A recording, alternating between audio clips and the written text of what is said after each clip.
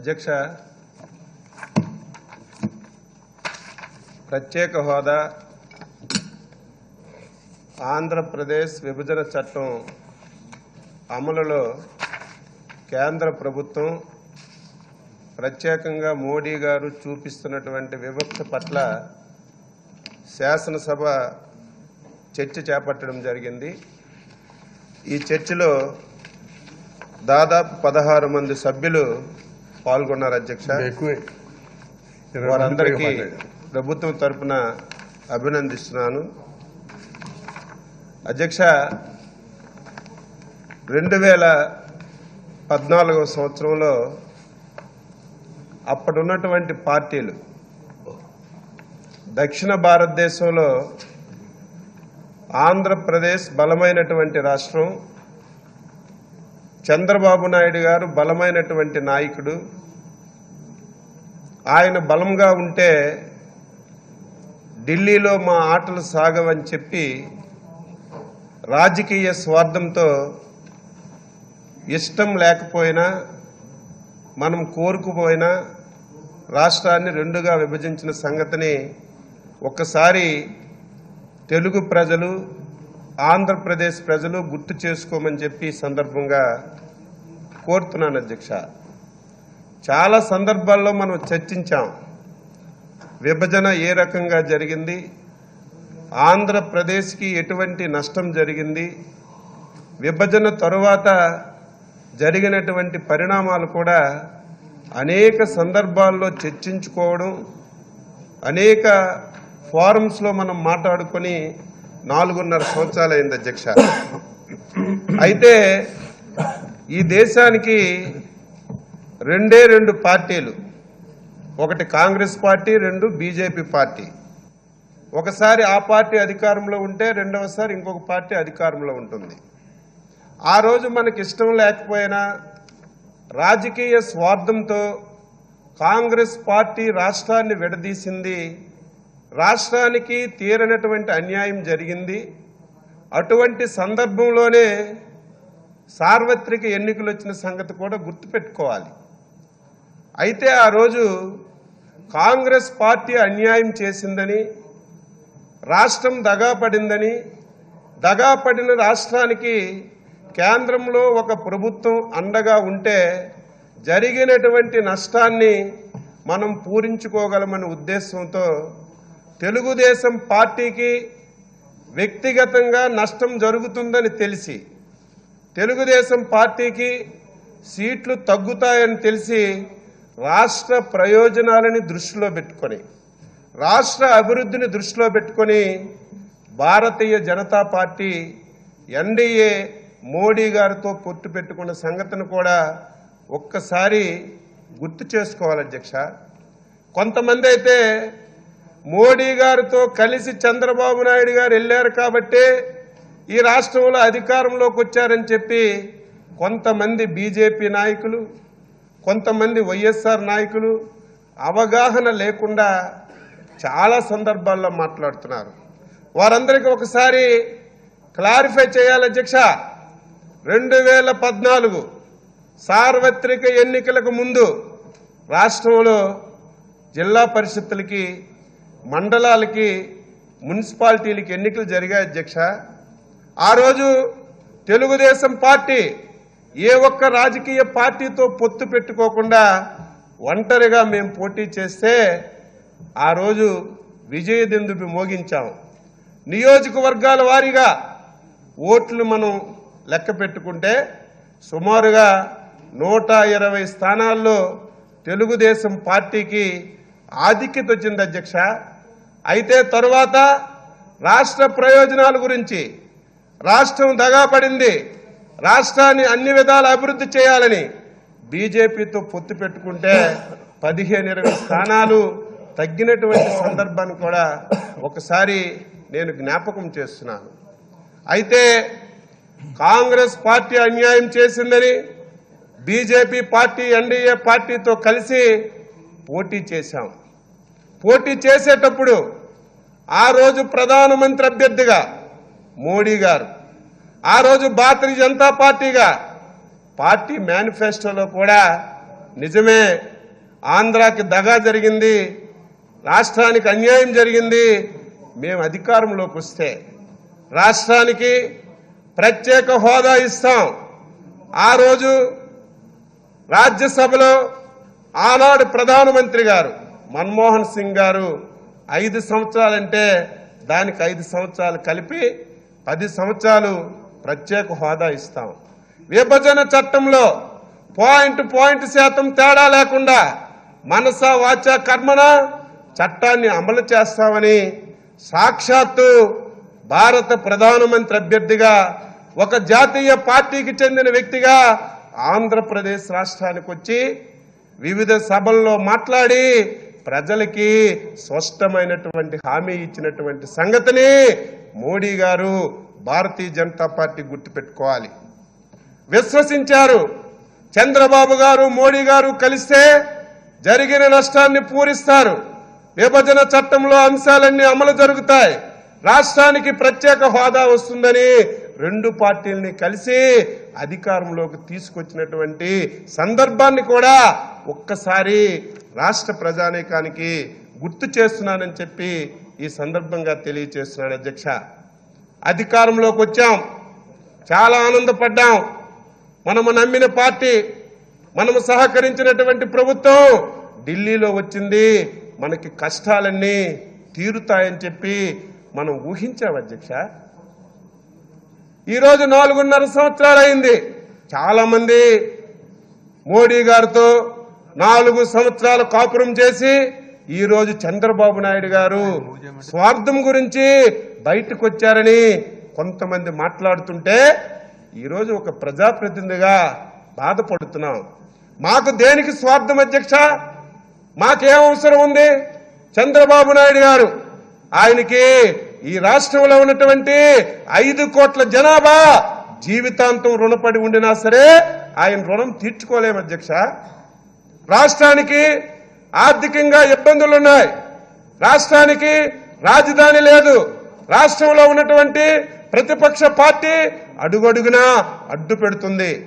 కేంద్రంలో ఉన్నటువంటి ఈరోజు కేంద్ర ప్రభుత్వం మోడీ గారు కక్షపూరితంగా వ్యవహరిస్తున్నా సరే ఇన్ని కష్టాలున్నటువంటి రాష్ట్రంలో ప్రజలకి కష్టం తెలియకుండా పరిపాలించినటువంటి చంద్రబాబు నాయుడు గారికి రాష్ట్ర ప్రజల తరపున హృదయపూర్వకంగా ఒక సభ్యుడిగా అభినందించాలని చెప్పి ఈ సందర్భంగా తెలియజేస్తున్నాను. 4.5 సంవత్సరాలు అయింది. ఈరోజు ఉదయమే బీజేపీ సభ్యులు, ఈరోజు నేను చాలా బాధపడ్డాను. మీరే ఈ రోజైనా సరే ఒక గౌరవం తీసుకొస్తారని, మీరైనా ప్రజల్లో ఇప్పటికే చాలా పలచనైపోయారు. ఇది నేనండం కాదు, మీ హృదయాలకు అడిగితే తెలుస్తుంది, మీ మనసులకు అడిగితే తెలుస్తుంది. బీజేపీ పార్టీ అన్నా కమలము గుర్తన్నా ప్రజల దగ్గరికి వెళ్తే చీకొడుతున్నారని మీకు తెలిసినా సరే ఆత్మాభిమానాన్ని చంపుకొని మీ పార్టీ గురించి ఈరోజు ఈ రకంగా మాట్లాడడం ఒక బాధ ఆవేదన కలిగిందని ఈ సందర్భంగా తెలియజేస్తున్నాను. ఈరోజు విష్ణు కుమార్ గారి ప్లేస్ లో నేనుంటే ఈరోజే శాసనసభ సాక్షిగా రాజీనామా పార్టీకి చేసేవాడిని.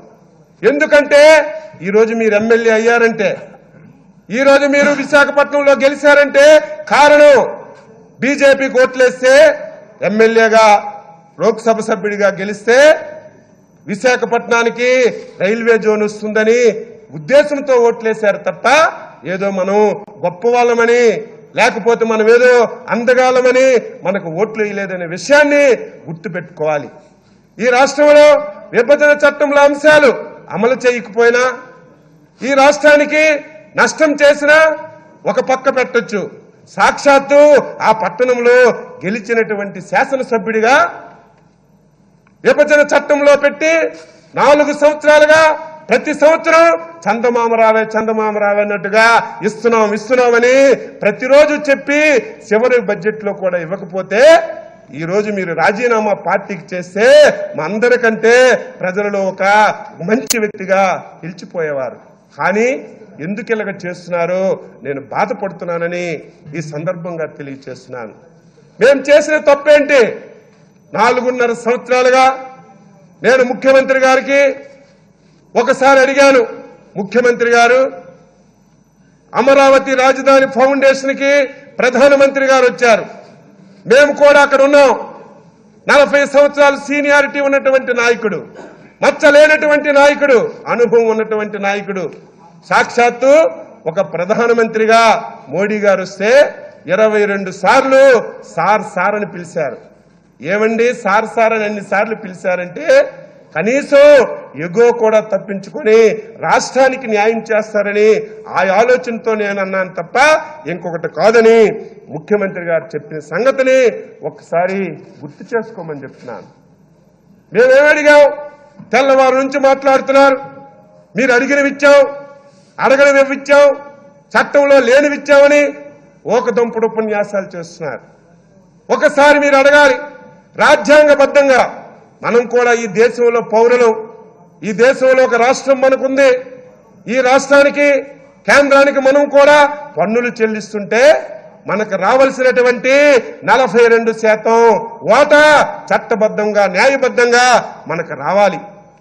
ఆ వాటాలో వచ్చిన నిధులు తప్ప ప్రత్యేకంగా ఉన్నటువంటి ఎన్ఆర్జీఎస్ కానీ కొన్ని ప్రాజెక్టులో మనం తెలివి ఉపయోగించి చేసుకున్న కార్యక్రమాలు తప్ప రాష్ట్రం విడిపోయిందని, కొత్తగా ఏర్పడినటువంటి రాష్ట్రం అని ఒక్క పైసా అంటే ఒక్క పైసా 4.5 సంవత్సరాల్లో ఇవ్వలేదని సంగతిని గుర్తు పెట్టుకోమని చెప్తున్నాను.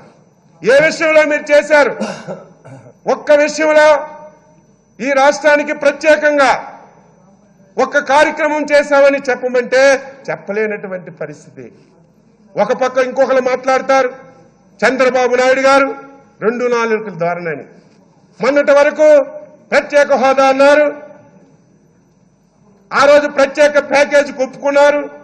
కేంద్రంలో ఉన్నటువంటి అరుణ్ జైట్లీ గారు ప్రకటిస్తే అందరూ డబ్బా కొట్టాము, అందరము పొగిడామని మాట్లాడుతున్నారు.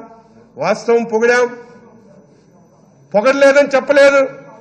సాక్షాత్తు 130 కోట్ల జనాభా ప్రతిఫలిస్తున్నటువంటి ఒక ప్రధానమంత్రి, ఒక వ్యక్తిగా అబద్ధం ఆడాలంటే మనకు ఒక ఆత్మ ఉంటుంది. సాక్షాత్తు 130 కోట్ల జనాభాకి ప్రాతినిధ్యం వహిస్తున్నటువంటి మోడీ గారు ప్రధానమంత్రి అబద్ధం ఆడుతారంటే మనం ఏమైనా నమ్ముతామా? మనం ఏమైనా ఊహిస్తామా? ఆ రోజు మోడీ గారు మీకు ప్రత్యేక హోదా ఇవ్వాలని నాకుంది, కానీ 14వ ఆర్థిక సంఘం ఒక నిబంధన పెట్టింది ఇవ్వకూడదని. ఒక్క ప్రత్యేక హోదా తప్ప అందులో ఉన్నటువంటి ప్రతి అంశాన్ని, ఒక్క పేరు తప్ప ప్రతి అంశాన్ని కలిసి ఒక ప్యాకేజ్ ఇస్తామంటే చంద్రబాబు నాయుడు గారు దాన్ని అంగీకరించడం తప్పని చెప్పి నేను అడుగుతున్నాను. పోనీ అది చెప్పారు, దాన్ని కూడా ఇవ్వకుండా ఇంకొక 2 సంవత్సరాలు మాయ మాటలు చెప్పి దాన్ని కూడా కాలయాపన చేశారు. ఈరోజు చాలా మంది అంటున్నారు చంద్రబాబు నాయుడు గారు తెలుగుదేశం పార్టీ కాంగ్రెస్ పార్టీకి వ్యతిరేకంగా పుట్టింది, ఆ పార్టీతో ఈరోజు అంటకం కాగుతున్నారని కొంతమంది విమర్శిస్తున్నారు, తెలివి తక్కువ వాళ్ళు. ఈరోజు నేను ఈ శాసనసభ ద్వారా రాష్ట్ర ప్రజానీకానికి, ఈ దేశంలో ఉన్న తెలుగు వారికి తెలియజేస్తున్నాను, ఆ రోజు 1982లో కాంగ్రెస్ పార్టీకి వ్యతిరేకంగా పుట్టింది తెలుగుదేశం. వాస్తవం. ఎందుకు పుట్టింది? ఆ రోజు ఢిల్లీలో తెలుగువాడి ఆత్మగౌరవం నడి బజారుల్లో అవమానపడుతున్నప్పుడు, రాజ్యాంగ వ్యవస్థలన్నీ కుప్పకూలినప్పుడు తెలుగుదేశం పార్టీ కాంగ్రెస్ కు వ్యతిరేకంగా పుట్టింది. 36 సంవత్సరాల తర్వాత ఆ రోజు కాంగ్రెస్ పార్టీ దేశానికి, తెలుగువాడికి ఎంత అన్యాయం చేసిందో అంతకంటే ఎక్కువ అన్యాయం ఈరోజు బీజేపీ మోడీ గారు చేస్తున్నారు. కాబట్టి 30 సంవత్సరాలు వ్యతిరేకంగా ఉన్నటువంటి కాంగ్రెస్ పార్టీతో కలిసి వెళ్లవలసినటువంటి అవసరం ఉందని చెప్పి సందర్భంగా తెలియజేస్తున్నాను. ఈరోజు ఏదైతే ప్రత్యేక హోదా గాని, విభజన చట్టంలో 18 అంశాలు గాని ఒక్కటంటే ఒక్కటి మీరు నెరవేర్చారని చెప్పి అడుగుతున్నాను. ఈరోజు పోలవరం ప్రాజెక్టు కొంతమంది అద్దె మైకులు ఉంటారు, వారికి ఏం పని ఉండదు, అది పేరే అద్దె మైకు. ఆంధ్రప్రదేశ్కి రావడం, చంద్రబాబు నాయుడికి విమర్శించడం, ఏదో ఒక అబండా వేయడం, వెళ్ళిపోవడం తప్ప అందులో పూర్వపరాలు ఎవరు ఆలోచించినటువంటి పరిస్థితులు కూడా కన్నం లేదు. పోలవరం ప్రాజెక్టు జాతీయ ప్రాజెక్ట్ అంట, అది కేంద్రంలో ఉన్నటువంటి ప్రభుత్వమే చేయాలి. చంద్రబాబు నాయుడు గారు లంచాల గురించి రాష్ట్రం చేస్తున్నారని కొంతమంది అవివేకులు మాట్లాడతారు. మాకు అవసరమే ఉంది? ఈరోజు నేను అడుగుతున్నాను, స్వాతంత్ర భారతదేశంలో కేంద్రంలో ప్రభుత్వం ఏర్పడిన తర్వాత ఎన్నో ప్రభుత్వాలు ఈ దేశంలో అనేక ప్రాజెక్టుల్ని జాతీయ ప్రాజెక్టులుగా అనౌన్స్ చేశారు.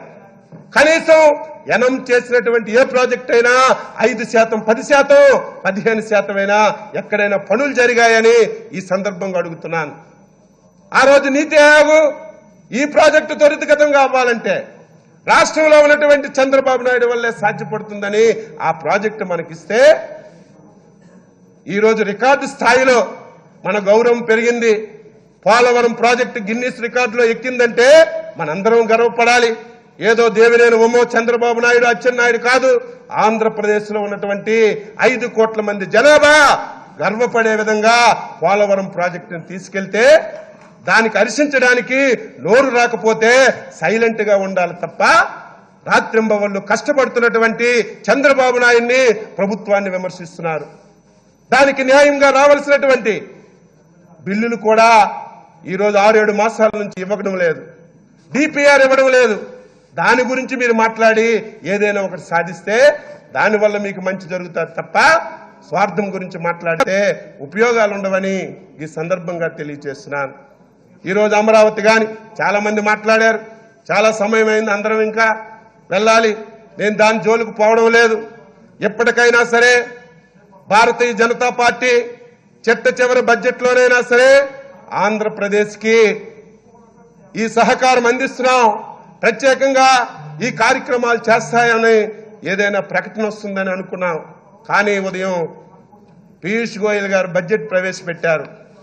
ఎంత బాధంటే, ఇంత ఆవేదనతో కేంద్రం మనకు అన్యాయం చేసిందని ధర్మ పోరాటాలు చేసి దేశంలో అన్ని రాజకీయ పార్టీలను ఏకం చేసి చంద్రబాబు నాయుడు గారు పోరాటం చేస్తుంటే ఆ పోరాటాన్ని చూసైనా మన రాష్ట్రం పేరు, మన రాష్ట్రానికి సహాయం చేస్తామని ఎక్కడైనా ఒక ప్రకటన వస్తుందని చూస్తే ఆంధ్రప్రదేశ్ అని ఒక ప్రకటన ఈరోజు వినిపించలేదంటే ఇది మన ఆత్మ గౌరవానికి తగిలిన దెబ్బ కాదని ఈ సందర్భంగా అడుగుతున్నాను. ఈరోజు చంద్రబాబు నాయుడు గారు చేసిన తప్పేంటి? చంద్రబాబు నాయుడు గారు ఈ రాష్ట్రానికి చేసినటువంటి అన్యాయం ఏంటి? మీరు అన్యాయం చేస్తున్నా, రాష్ట్రంలో ఉన్న ప్రతిపక్ష పార్టీ అడుగడుగును అడ్డుపడుతున్నా అన్నింటిని అధిగమించి ప్రజల హృదయాలలో చిరస్థాయిగా ఉండడమే చంద్రబాబు నాయుడు చేసిన తప్ప అని ఈ సందర్భంగా అడుగుతున్నాను.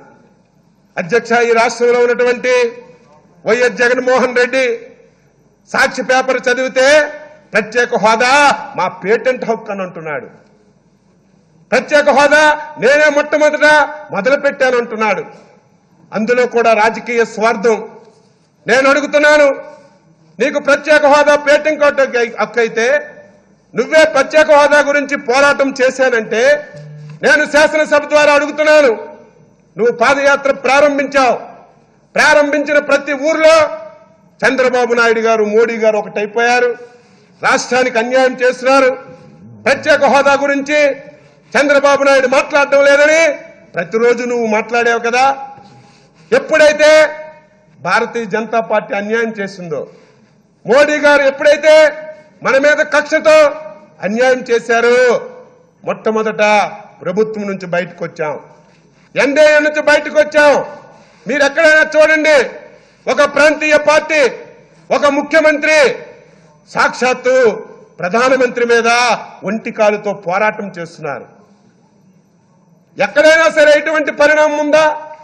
ఈ రాష్ట్రంలో 5 కోట్ల మందికి జరిగిన అన్యాయం గురించి నాకేమైనా పర్వాలేదని ఒంటి కాలుతో పోరాటం చేస్తుంటే ఈరోజు జగన్మోహన్ రెడ్డి ఎప్పుడైతే బీజేపీ నుంచి మనం బయటకు వచ్చామో ఆ రోజు వరకు మమ్మల్ని తిట్టేవాడు. చూడండి, మొత్తం రికార్డ్స్ ఉంటాయి. ఏ పాదయాత్రలో ఎక్కడ మాట్లాడినా సరే మేము బీజేపీ కలిసి ఉన్నంత వరకు ప్రతిరోజు ప్రత్యేక హోదా గురించి, ప్రతిరోజు చంద్రబాబు గురించి మాట్లాడేవాడు కదా. మేము వచ్చిన తర్వాత పాదయాత్రలో ఇచ్చాపురం వరకు వచ్చాడు. ఒక్క రోజైనా సరే బీజేపీ గురించి కానీ ప్రత్యేక హోదా గురించి కానీ ఈ రాష్ట్రానికి కేంద్రంలో ఉన్న ప్రభుత్వం చేస్తున్నటువంటి అన్యాయం గురించి అయినా ఒక్కరోజైనా మాట్లాడాడని చెప్పి నేను ఈ సందర్భంగా ప్రశ్నిస్తున్నాను. ఈరోజు బీజేపీ ప్రధాన పార్టీ అయితే వైఎస్ఆర్ పార్టీ సిస్టర్ పార్టీగా తయారైంది. ఈ రెండు పార్టీలకి అనుసంధానం చేయడానికి పక్కన ఉన్నటువంటి ముఖ్యమంత్రి కేసీఆర్ ఆయన ఒక అనుసంధానకర్తగా తయారయ్యారు. మీ ముగ్గురు కలిసి చంద్రబాబు నాయుడిని ఇబ్బంది పెట్టాలని, చంద్రబాబు నాయుడిని ఇబ్బంది పెట్టాలంటే మీ ముగ్గురే కాదు, ఎవరి తరము కాదు. ఎందుకంటే 5 కోట్ల మంది ఆంధ్రులు అభిమానించినటువంటి నాయకుడు కాబట్టి, ఈ రాష్ట్రాన్ని దేశంలో అగ్రగామిగా తయారు చేస్తున్నటువంటి నాయకుడు కాబట్టి మీరెంతమంది ఒకటైనా సరే చంద్రబాబును ఏమీ చెయ్యలేరని ఈ సందర్భంగా తెలియజేస్తున్నాను. ఈరోజు మీరు అన్యాయం చేశారు, చివరి వరకు పోరాటం చేశాం. ఇక మాకున్నదేంటి? రేపు మోడీ గారిని గద్దె దించాలి, మాకు అనుకూలమైనటువంటి ప్రభుత్వాన్ని ఢిల్లీలో ఎక్కించాలి. ఈ 4.5 సంవత్సరాలు 5 సంవత్సరాలు ఈ రాష్ట్రానికి జరిగినటువంటి నష్టాన్ని వడ్డీతో మనం తీసుకురావాలని ఈరోజు మనం ధర్మ పోరాటం చేస్తున్నాం. దేశంలో ఉన్నటువంటి రాజకీయ పార్టీల్ని ఏకం చేస్తున్నాం. ఎప్పుడైతే రాజకీయ పార్టీలు ఏకమయ్యాయో మోడీ గారు వణుకు పుడుతుంది. ఈరోజు మీరందరూ ఆంధ్రప్రదేశ్కి వస్తున్నారు, పూటకొక మంత్రి వస్తున్నాడు, రోజు తప్పించే రోజు ఒక మంత్రి వస్తున్నాడు. అమిత్ షా బస్సు యాత్ర పెడతారంట, మోడీ గారు సాక్షాత్తు గుంటూరు వచ్చి సభ పెడతారట. మీరు తల కిందకు పెట్టి కాలు పైకి పెట్టినా సరే వార్డు మెంబర్గా కూడా మీరు గెలవలేరు, అది మీకు కూడా తెలుసు. ఈ రాష్ట్రంలో Bharatiya Janata party MLA MP కాదు, గ్రామ పంచాయతీ సర్పంచ్ కాదు, వార్డు మెంబర్ కూడా గెలవలేరని మీకు కూడా తెలుసు. అయినా సరే ఈ రాష్ట్రం మీద ఎందుకు ఎంతమంది మంత్రులు వస్తున్నారు, ఎందుకు ప్రధానమంత్రి వస్తున్నారు, ఎందుకు సమావేశాలు పెడుతున్నారంటే చంద్రబాబు నాయుడికి దెబ్బతీయాలి, వైఎస్ జగన్మోహన్ రెడ్డికి లబ్ధి చేకూర్చాలని ఈ లాలూచి రాజకీయంతో మీరు రాజకీయాలు చేస్తుంటే మీరు మరొకరు సాధించలేరని ఈ సందర్భంగా తెలియజేస్తున్నాను. ఈ మధ్యన జగన్మోహన్ రెడ్డి చంద్రబాబు నాయుడు గారు అందరిని ఏకం చేయాలని దేశమంతా తిరుగుతుంటే దానికి విమర్శిస్తున్నాడు. చంద్రబాబు నాయుడు గారు ఉదయం పూట మమతా దగ్గరికి వెళ్ళి టిఫిన్ చేస్తారని, అఖిలేష్ దగ్గరికి వెళ్ళి టీ తాగుతారని దాన్ని కూడా విమర్శన చేస్తున్నాడు. నేను అడుగుతున్నాను, చంద్రబాబు నాయుడు గారు ఎక్కడికి వెళ్ళినా సాదరంగా స్వాగతం పలికి ఆయనకు ఆహ్వానిస్తున్నారు. జగన్మోహన్ రెడ్డికి అడుగుతున్నాను, ఆంధ్రప్రదేశ్ తప్ప నువ్వు ఏ రాష్ట్రానికి వెళ్ళినా సరే కూర్చున్న వాడైనా లెగుస్తాడని చెప్పి నేను అడుగుతున్నాను. నీకు చంద్రబాబు నాయుడికి ఉన్నటువంటి తేడాని ఈ సందర్భంగా తెలియజేస్తున్నాను.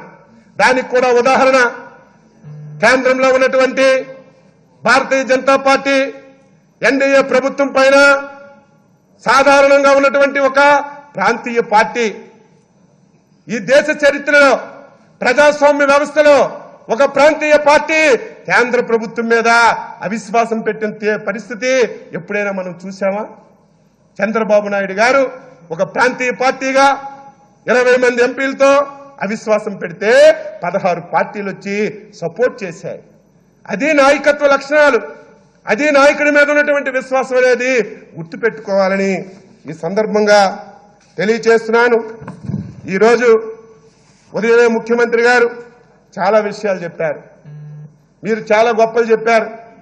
ఈరోజు నేను ఎంత బాధపడుతున్నాను, అందులో మా రాజుగారు మేమంతా వెనుకబడిన ప్రాంతాలు శ్రీకాకుళం, విజయనగరం, విశాఖపట్నం, రాయలసీమ జిల్లాలు బుందేల్ఖండ్ ప్యాకేజ్ అన్నారు, దాని పరిస్థితే లేదు.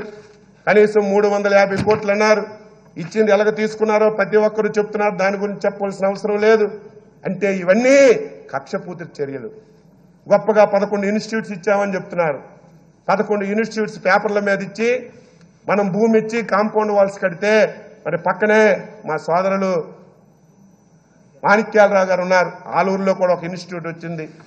నువ్వు ఎప్పుడైనా ఇన్స్టిట్యూట్ పూర్తవుతుంది అనుకోగలవా? ఈ రకంగా జరిగితే ఏమంటే అది మా తప్పు. నువ్వు ఎప్పుడైనా సరే నీ లైఫ్లో ఈ రకంగా నిధులు కేటాయిస్తే మీ ఊర్లో ఉన్నటువంటి కేంద్ర ప్రభుత్వం ఇన్స్టిట్యూట్ పూర్తవుతుందని కలగలగనమా? ఇవన్నీ పేరుకే కార్యక్రమాలన్నీ చేస్తున్నారు. ఏది ఏమైనా సరే నేను ఒకటే తెలియచేస్తున్నాను ప్రజానీకానికి, ఈరోజు ప్రజలు ఎంత ఆవేదనతో ఉన్నారో, ప్రజలు ఎంత కోపంతో ఉన్నారు. ఒక సామాన్యమైనటువంటి జేఏసీ ఈరోజు నిరసన కార్యక్రమాలకి బంద్ పిలిస్తే ఈరోజు వాలంటరీగా ప్రజలందరూ కూడా సహకరించి బంద్ విజయవంతమైందంటే దానికి కారణం 5 కోట్ల ఆంధ్రుల్లో ఇది ఆత్మంగా రగులిపోతుంది. కేంద్రంలో ఉన్న ప్రభుత్వం అన్యాయం చేసింది. దానికి జగన్మోహన్ రెడ్డి కలిసి ఒకే రాజకీయాలు చేసుకోవచ్చు, ఎలక్షన్లో పోరాటం చేయొచ్చు, కానీ రాష్ట్రానికి అన్యాయం జరుగుతుంటే ఒక్క మాట కూడా మాట్లాడినటువంటి వ్యక్తి మనకి ఈరోజు రాష్ట్రంలో ప్రతిపక్ష నాయకుడని ఈ సందర్భంగా తెలియజేస్తూ, ఉదయమే ముఖ్యమంత్రి గారు అన్ని చెప్పారు, చెప్పవలసిన అవసరం లేదు. ఏది ఏమైనా సరే నేను ఒకటే తెలియజేస్తున్నాను, చివరి బడ్జెట్లో కూడా ఒక పైసా మనకి ఇవ్వలేదు. ఇవ్వకపోయినా పర్వాలేదు. ఈరోజు దేశంలో బీజేపీకి వ్యతిరేకంగా అన్ని పార్టీలు ఒకటవుతున్నాయి.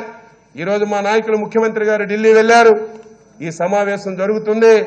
రేపు భవిష్యత్తులో ఢిల్లీలో బీజేపీ వ్యతిరేక ప్రభుత్వం వస్తుంది.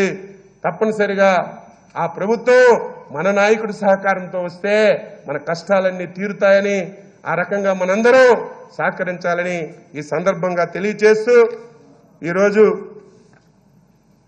రాష్ట్రంలో 5 కోట్ల మంది ప్రజలు ఒకే మాటతో ఉండాలి. ఎవరైతే చిత్తశుద్ధితో రాష్ట్రం గురించి ప్రయత్నం చేస్తున్నారో, ఎవరైతే రాష్ట్ర అభివృద్ధికి సహకరిస్తున్నారో, ఎవరైతే రాష్ట్రాన్ని అన్ని రంగాల్లో ముందుకు తీసుకెళ్తున్నారో మీ అందరూ కూడా నిండు హృదయంతో ఆశీర్వదించాలని, చంద్రబాబు నాయుడికి ఎప్పుడు మీరందరూ అండగా ఉండాలని శాసనసభ ద్వారా రాష్ట్ర ప్రజానీకానికి తెలియజేస్తూ, కేంద్రంలో ఉన్నటువంటి ప్రభుత్వం మనకు చేసినటువంటి అన్యాయానికి ఈరోజు ప్రత్యేక హోదా, విభజన చట్టం ఈ విషయంలో మనకు చూపించినటువంటి వివక్షకి ఇప్పటికే 4 సార్లు శాసనసభ ద్వారా తీర్మానం చేసి పంపించాం. ఉలుకు లేదు పలుకు లేదు. చివరగా మరొక తీర్మానం చేసి పంపిద్దాం.